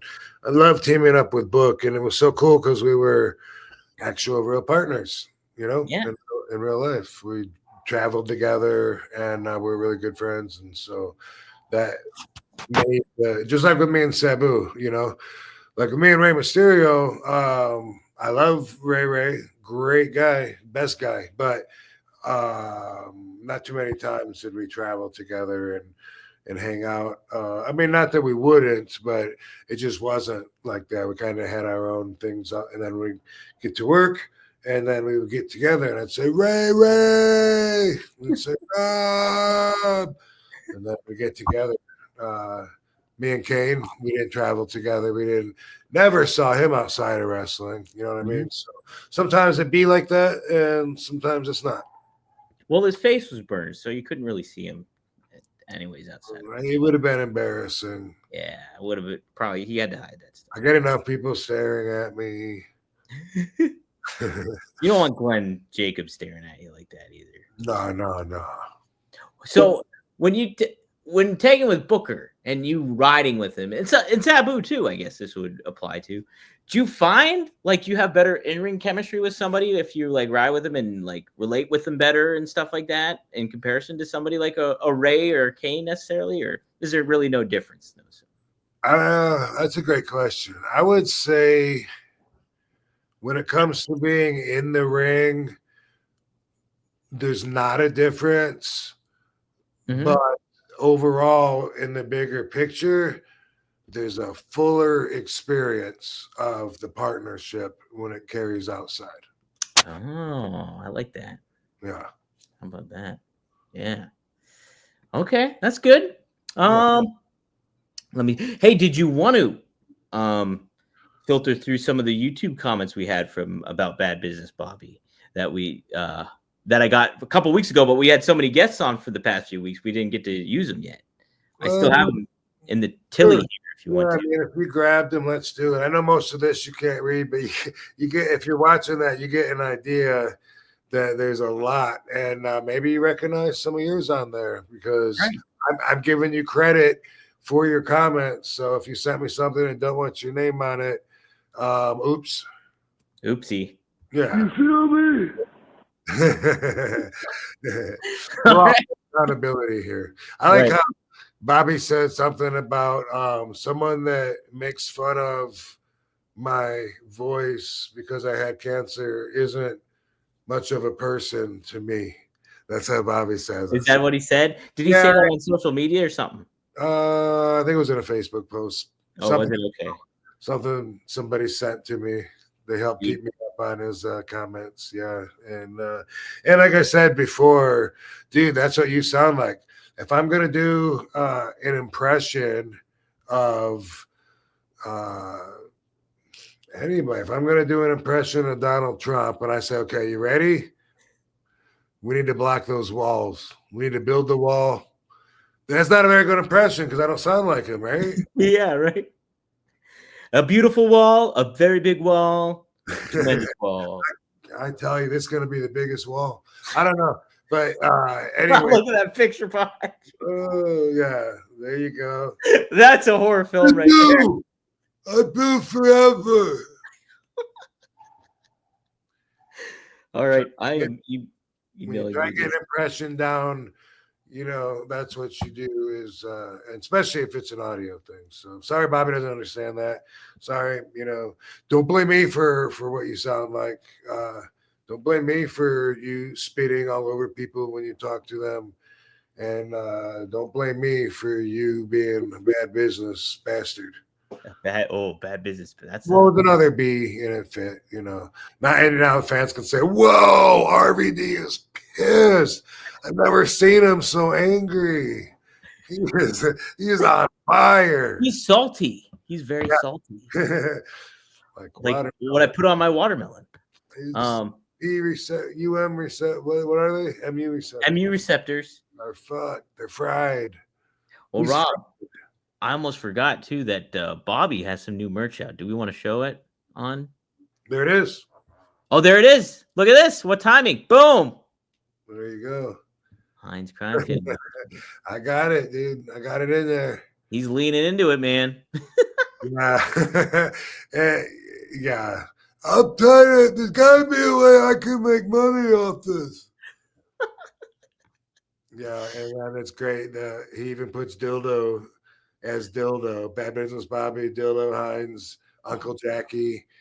And then Dildo says, hey, someone's using my likeness to make some money. I might have to get a lawsuit again. I might have to take legal action. Yeah, it's all on there. All about the legal action. But a lot of this, I'm going to post it probably tomorrow, definitely before our next show, which will be real quick since we're doing a Monday. And by the way, yeah, a lot of people tell me they're watching or listening to this show. If they're doing it live, then they might be confused with our schedule. But we're hopping around what day you want to do it this week based on our schedules and stuff. I don't know yet. If you've been paying attention to like what days work best as far as getting you know, for the people tuning in live kind of thing. Yeah, I'd probably say, I guess Thursday for the most part, just because that's our most consistent day of the week that we do the show on. Right. Because like right now we have over 1,000 people tuning in live, but usually it seems like we got way over that on Yeah. Thursdays or later on in the week. So That's only a tenth of 10,000. that's it. That's only a tenth. That's it. Right. Before I do those comments real quick, I did want to bring this up. This was a YouTube comment in the Sandman episode, and I wanted to get your thoughts on what this commenter had to say. So this is from Mark. I can't read the whole thing. Mark 2YD, I think it is. Even though a lot of these guys are losers, at least they were actually lunatics and had charisma. Speaking of older wrestlers, didn't matter that they couldn't wrestle. It's fake. The guys nowadays barely drink a beer, and it shows in their personalities. Wrestling used to be a bit of an outcast thing, a bit like punks. Nowadays, it's a bunch of nerds, and it shows in the audience. Maybe I'm old, but wrestling now is close to unwatchable. Punk is an all-time great talker, in my opinion, but he would have been a heel in the 80s and 90s because of his life choices. Too many wannabe influencers and failed athletes nowadays. Bring back excessive steroids. Now, I'm sure that to an extent that's some trolling going on, but What? some trolling going on maybe he's doing a little bit, but some of that thought and aspect of it all, like wrestlers today are nerds, and that takes you out of the element where there's some outcasts. What do you kind of think of some thoughts or comments regarding that? I get it. It's some of us on the other side of the curtain refer to it as a video game era of wrestling. I think it seems like a lot of the guys learn how to wrestle playing video games, and you can say so many times there's a lot of old school mindset tools we were given that the guys nowadays don't have. So it takes away from it, and it does make it different. I personally, cringe a little bit when I see two guys doing something that I think is like really stupid, like when they're wrestling each other. Two guys last night, they go for the test of strength, but then he goes for the other hand, and then he goes for the other hand. And so they went like this a few times, and then they start like dancing. And then he's looking like, whoa, what am I doing? Like he's lost control of him dancing. And then he runs over and clotheslines the other guy. That kind of like, to me, the Sheik would have like choked me, the life out of me. Yeah. And it makes me cringe because it's like an example of how new wrestling is.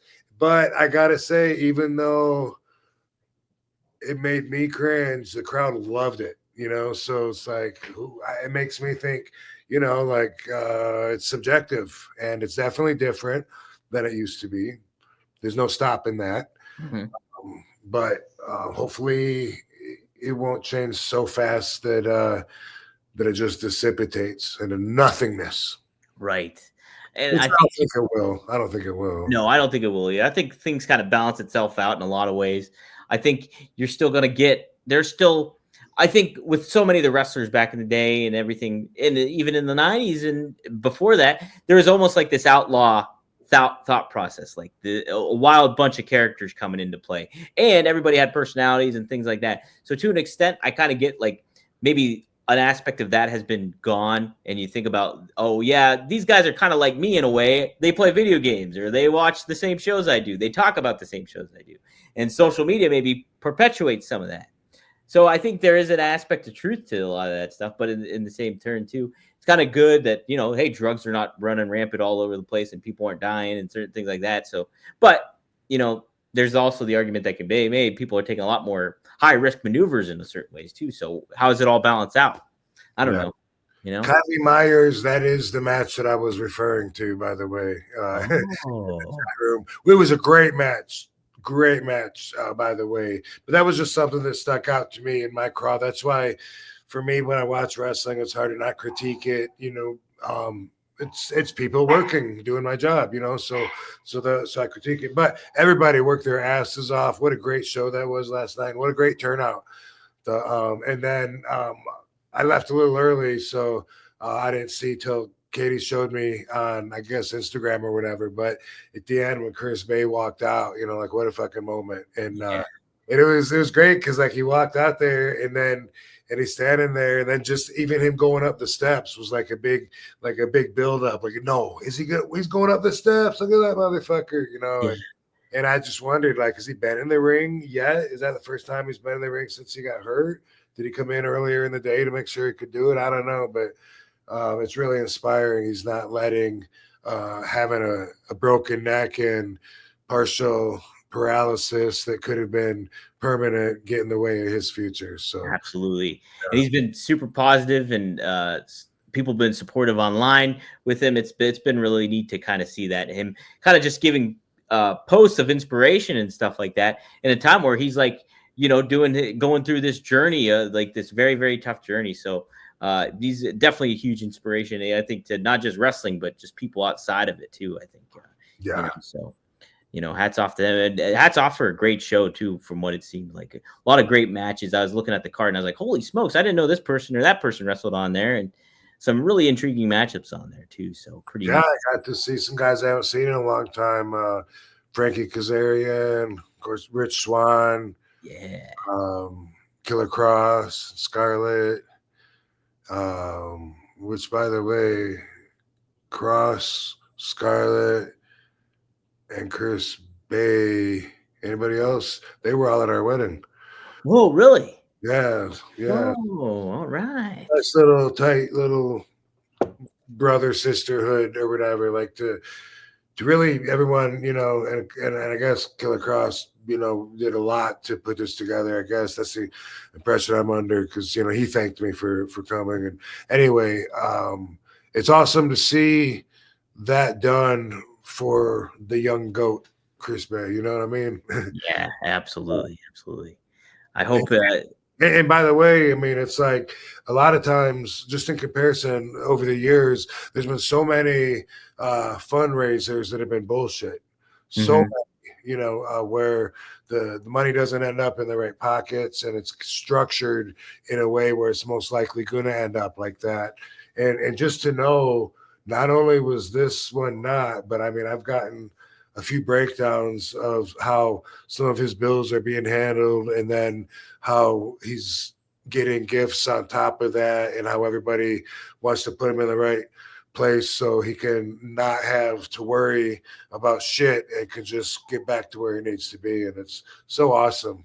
yeah, just I can't even fathom like just that added element of worrying about like, oh man, how am I going to pay for all this, and how am I like, and worrying about that on top of you worrying about your own physical well-being of getting better and stuff. It's just, man, so that has to be such a huge relief, and it's awesome to see such a great contingency of fans and wrestlers going there to support them and everything too. So yeah, and it being legit, you know, not being like, well, you know, after the first 20,000, he gets 10% of everything. You know, I've been to so many of those, you know, and been invited to some, and I knew that's what they were and didn't go to.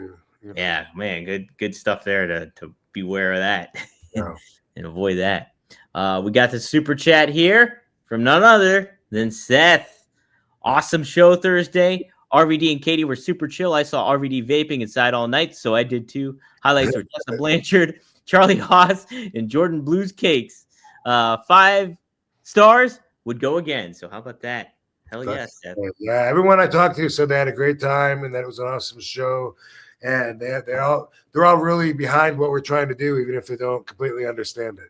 Yeah, that's great. You know, it's cool. Even the photos that I saw, I was like, that has some great presentation already set up. Yeah. So you guys started off on the right foot for sure. Yeah. And by the way, I really enjoyed watching Charlie Haas work. That was like, he worked Luke Hawks, and they had and anyway, it just stood out in my mind, like just seeing somebody like with a old school approach of just take his pace, his timing, his reactions, controlling the crowd. It's just it was a pleasant surprise that from my perspective, he was exhibiting a lot of what you don't see anymore. It was obvious to me in that way, so I really enjoyed that.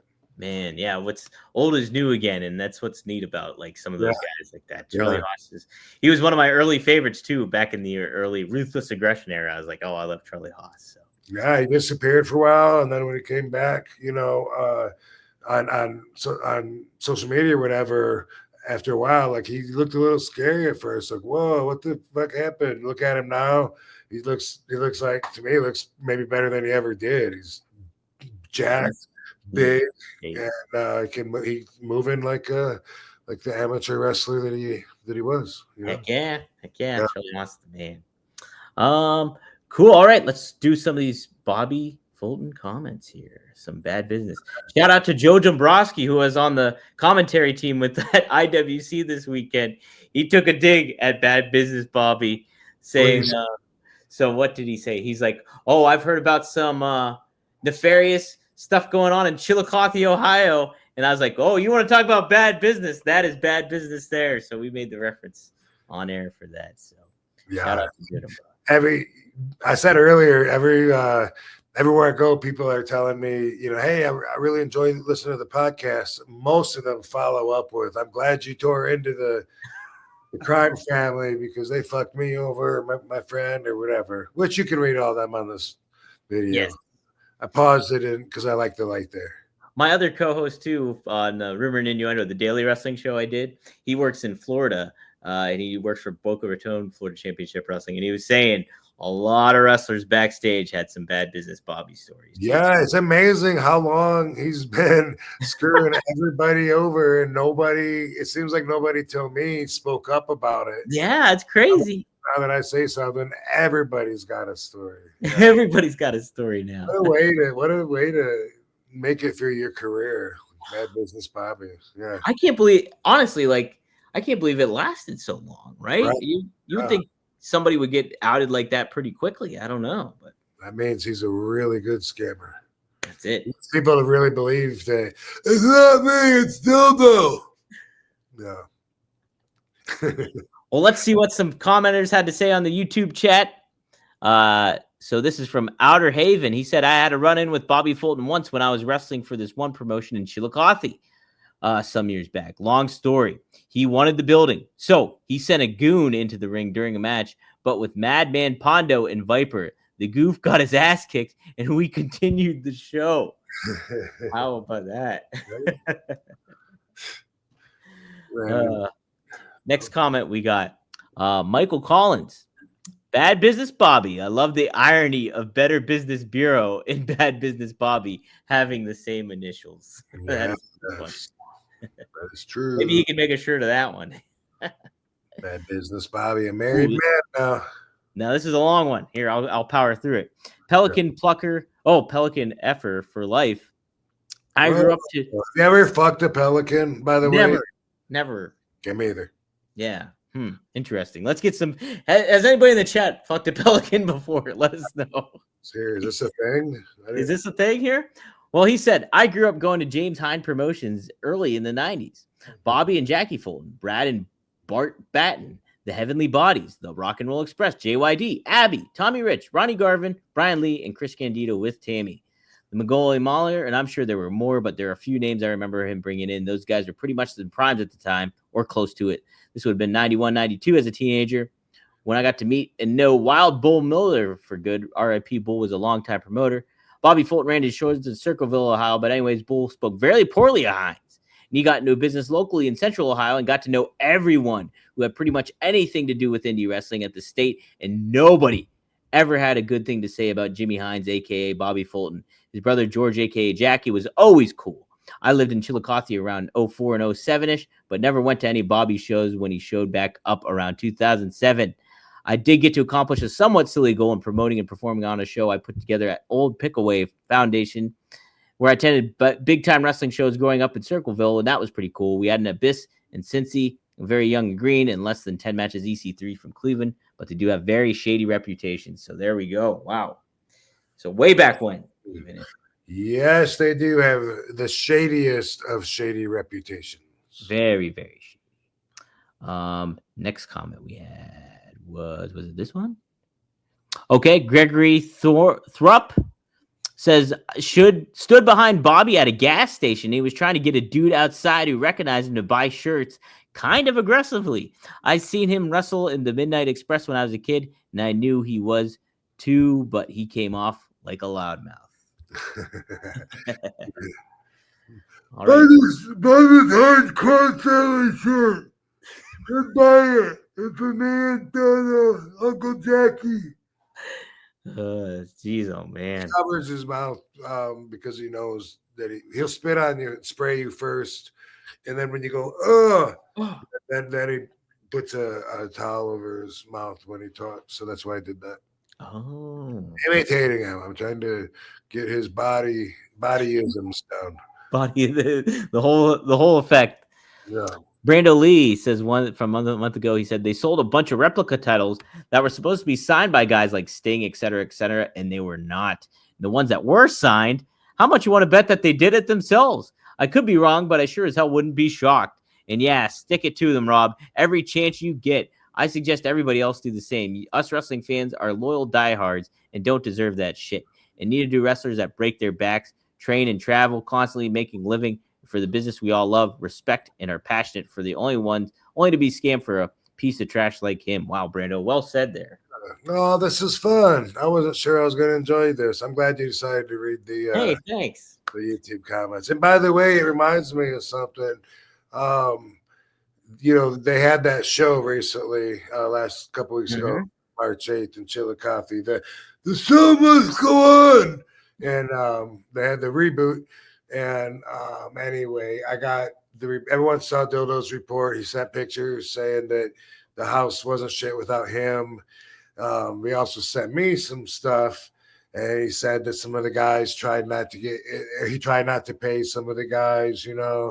One of the things that was on there was that he tried to short Vampiro, and I didn't think it was worth mentioning.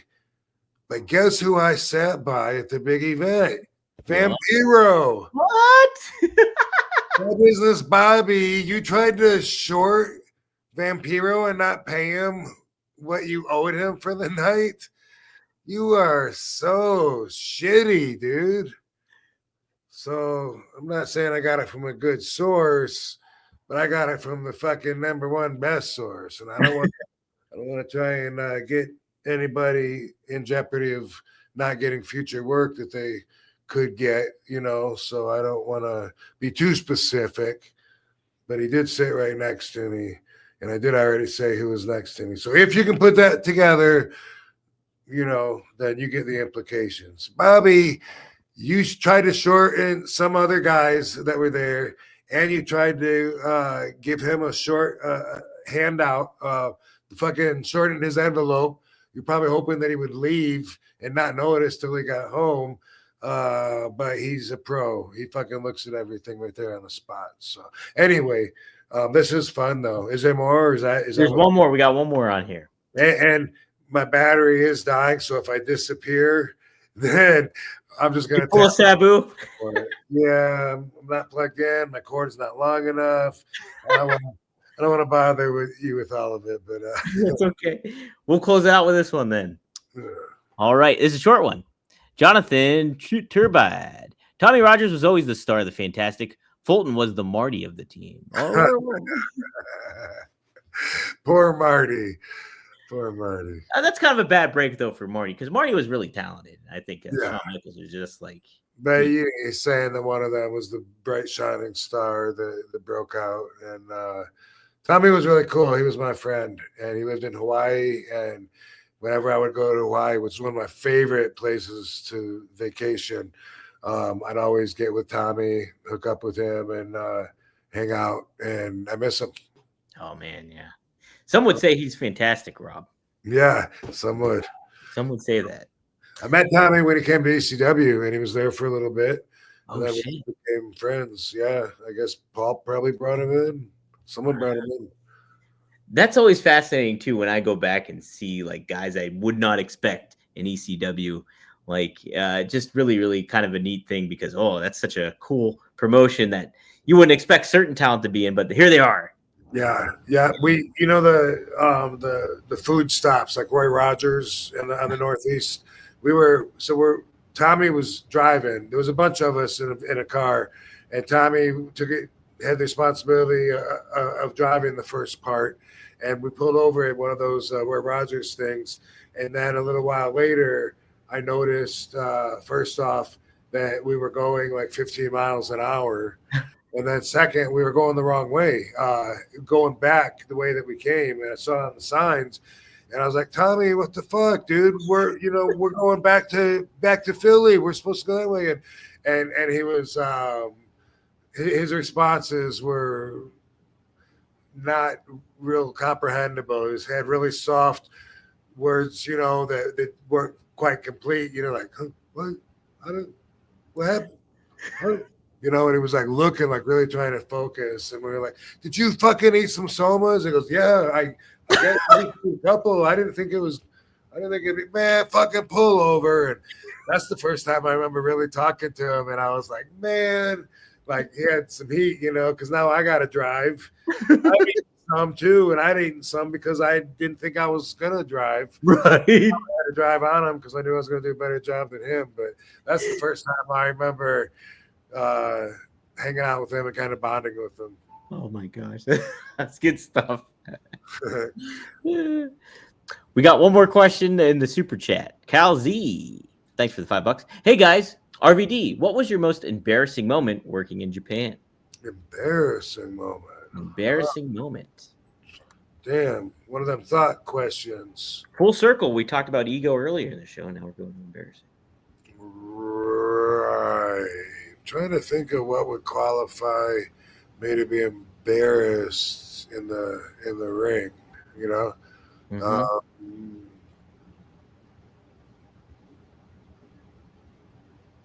That's not an easy one to answer. Would it be like, I know Kawada like laid it in on you really good and stuff like that. Would that be something that you were like initially embarrassed about? Maybe not at all. I loved showing that I could take it and make it look even better than when it kicked anybody else. You know what I mean? Okay. Yeah. I took pride in that stuff. It probably would have been maybe if I had to do a job to someone that I didn't think I should have to, like if I was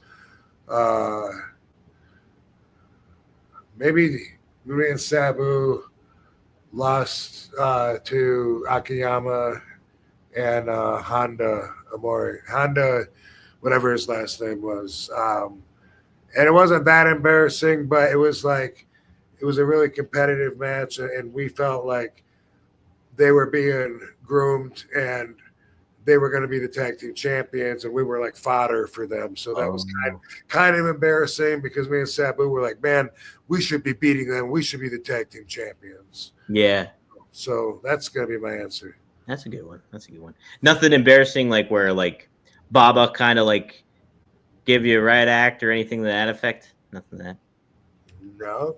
No. He tried. He had me get in the ring and was trying to show me how me running the ropes doesn't work because I look at the ropes and I hit them and then I turn around to feed. I hate the way most people run the ropes when they just hit their back into it. Yeah. Put their hands on the middle and then they can see what they're running into.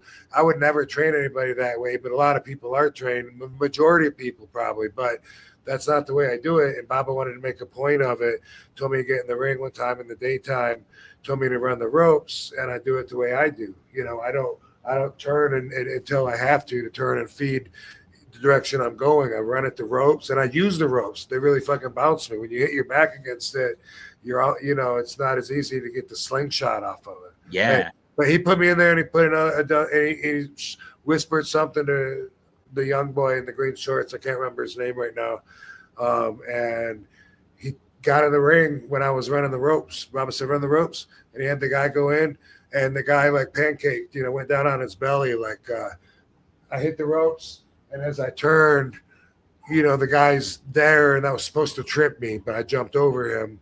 And then he did it again. I jumped over him because it does work. I turn and then see, and I got plenty enough time. You're not gonna, I'm not. He was saying that his point was that you need to see more often. My head's turned, and that's my point. Is no, that kills it, and it's stupid. If I see what I'm not gonna run into it if I see it coming like that. And anyway, he dropped down 2 or 3 times, and then on the last one, I hit the ropes, and he dropped down, and I spun and did a back handspring like over his back and landed on my feet. And so much stuff here, and everybody popped, and then that wasn't embarrassing at all. I proved him wrong, and You proved Baba wrong. but then what the answer was after all of that was something I've heard throughout all my career. Well, that wouldn't work for most people, but it does for you. Just I've heard that so many times. You know why, Rob? Because you're one of a kind. Yep, that's it. Because I'm RVD, it works. Otherwise, I guess no one else could run the roast. I don't know, but yeah, that's what I get all the time. Well, yeah, but you're RVD. Yeah, but come on. Yeah. The exception to the rule. Your wrestler's favorite wrestler, Rob Van Dam. Yeah.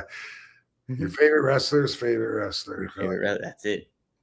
All right, Rob. Anything you want to plug? I plugged all the shit earlier on. So is there anything else that you want to plug though before we close? Nope. We're doing a show on Monday because we didn't squeeze it in last week. So we still got to do this week's show. So we'll probably be right back here in a few days. So yeah, just wait till then. It won't be too long. And I'll have the video posted so you can enjoy. And I'll add, if I see any other videos, it tells a bit of a story when you go through it and stuff. Although some things are out of order. That's why I want to take a little time, a little bit. Maybe I can make it a little better because there's so much on there. And it's funny, even though it's splattered all over. But when I can say, wait a second, that's page 2 and page 1's right here, and put them together, it makes it a little better. And I want Bobby to know how important, he is to me. And I just don't want to disappoint. I want this thing to be down. I want it to be beautiful. You don't want to short him, Rob. You don't want to short him. Exactly. He never did that. So nah, never. We don't short each other. No. You feel me? That's it. All right, guys. This has been a fun one. Rob, it's nice to collaborate with you. And the MU receptors are cooking now again. Yeah. And guys, thanks for caring about my MU receptors. We appreciate all that. We appreciate all the fans, Maddie, Triple E, Jem the Don, you name it, everybody out there, and some newcomers too. Everybody, we appreciate. So I think the Kings of Alto, comes out like this week. Yeah, I think you're right.